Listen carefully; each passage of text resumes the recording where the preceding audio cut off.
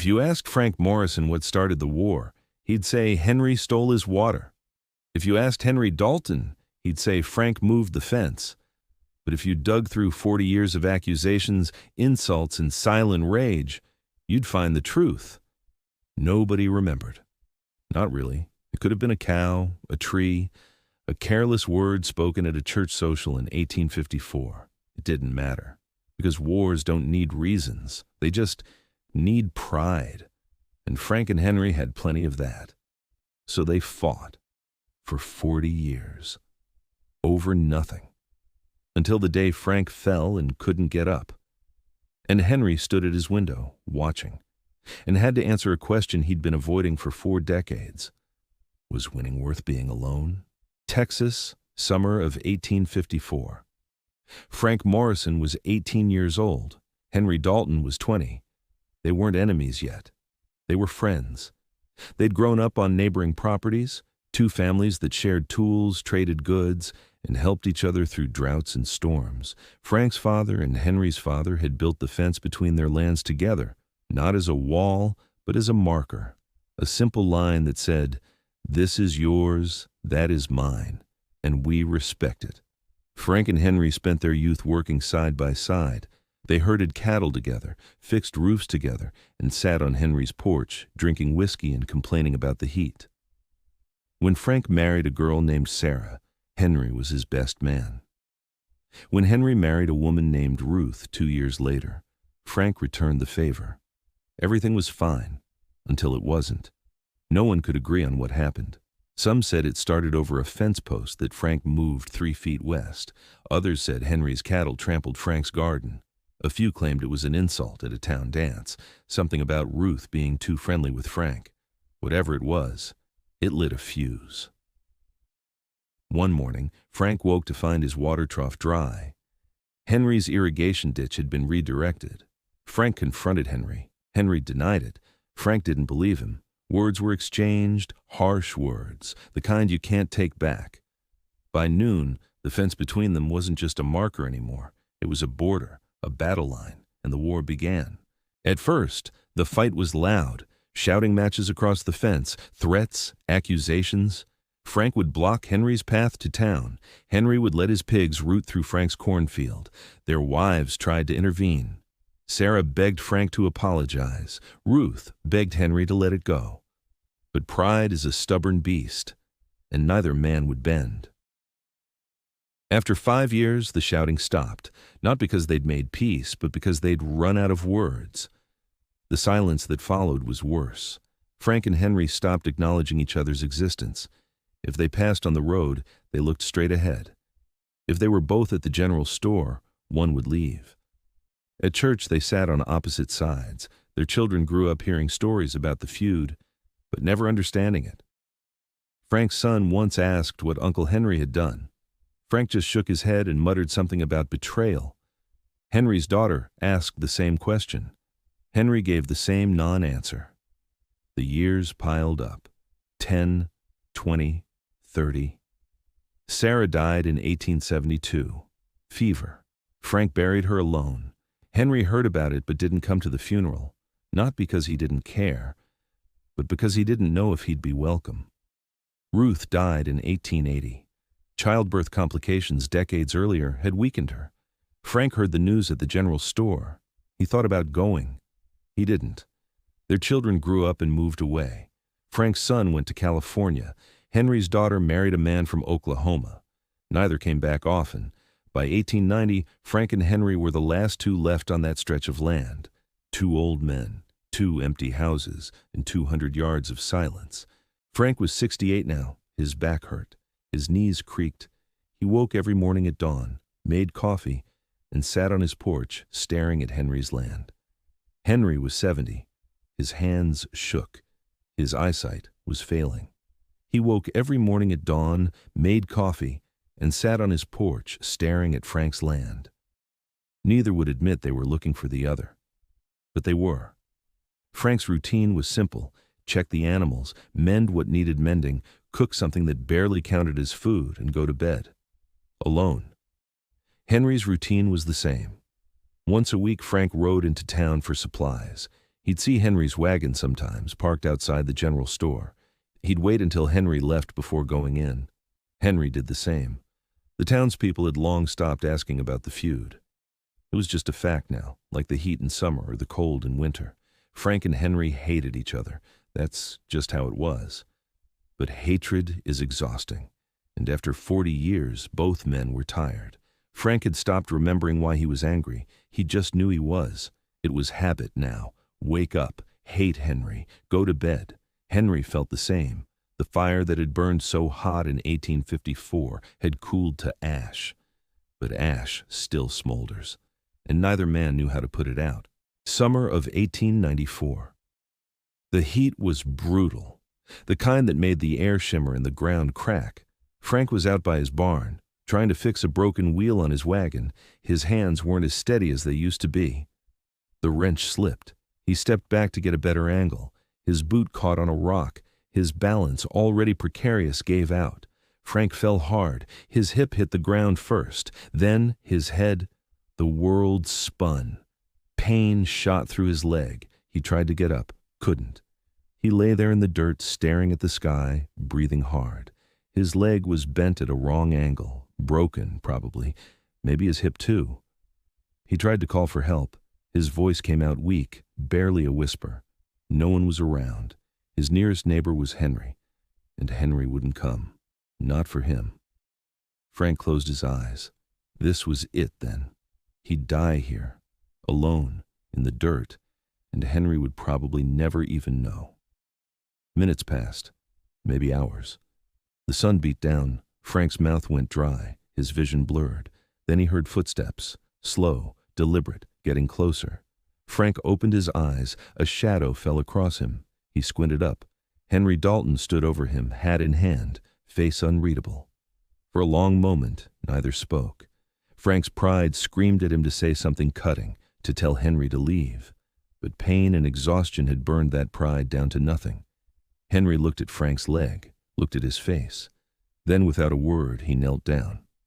Henry wasn't young anymore. His knees protested, his back ached, but he slid his arms under Frank's shoulders and lifted.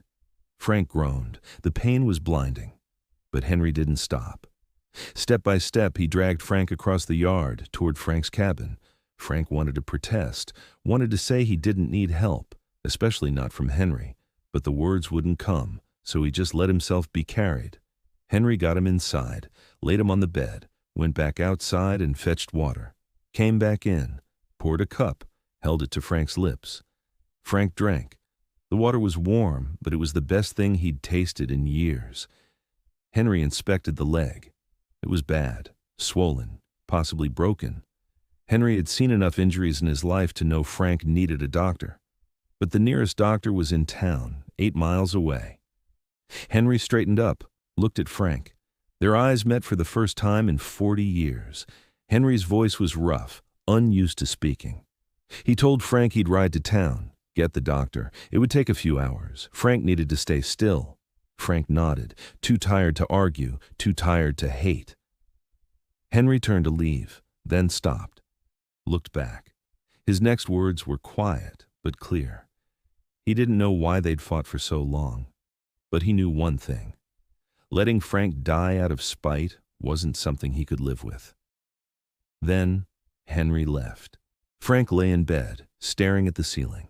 His leg throbbed, his head pounded, but his mind was somewhere else. Henry had come. After 40 years, he'd come. Frank tried to remember the last time they'd spoken, really spoken, not shouted, not cursed, just talked. He couldn't. He tried to remember what had started the fight, the fence, the water, the insult. He couldn't remember that either. All he remembered was the anger, the stubborn, relentless anger that had kept him warm on cold nights and bitter on hot days. It had been his companion for 4 decades, and now, lying broken in his bed, Frank realized something. The anger had kept him company, but it had also kept him alone. Hours passed. The sun moved across the sky. Frank drifted in and out of consciousness. Finally, he heard hooves, voices. The door opened. Henry returned with the town doctor, a tired man named Dr. Groves who'd seen too many injuries and not enough gratitude. The doctor examined Frank's leg, set it, wrapped it, gave him something for the pain, told him he'd be laid up for weeks, maybe months. At his age, bones didn't heal fast. Frank nodded. The doctor packed his bag. Henry walked him out. Frank heard them talking in low voices on the porch. Then the doctor left. Henry came back inside. Frank expected him to leave too. Their business was done. The debt, if there was one, was paid. But Henry didn't leave. He pulled up a chair, sat down, and stayed. For the first few days, they didn't talk much. Henry came by every morning, brought food, changed bandages, made sure Frank hadn't died in the night. Frank didn't thank him, didn't apologize, just accepted the help with a stiff nod. But on the fourth day, something shifted. Frank was staring out the window when he spoke. His voice was hoarse from disuse. He asked Henry a simple question. Why had he come? Henry didn't answer right away.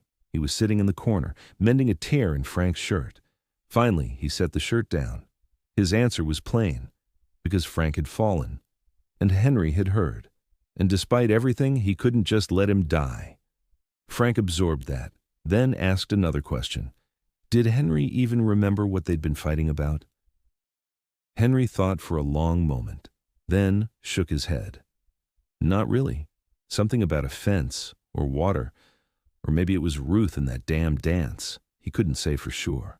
Frank let out a bitter laugh. 40 years, over nothing. Henry's response was quiet. Over pride.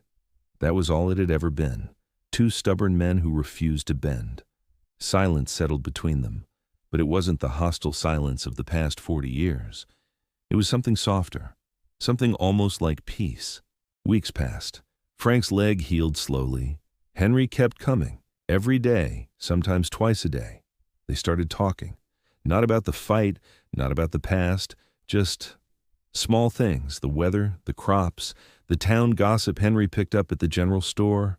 One morning, Henry brought 2 cups of coffee, set one on the table beside Frank's bed, took the other for himself, sat down. They drank in silence. But it was a comfortable silence, the kind old friends share. Frank broke it. He mentioned that the coffee was terrible.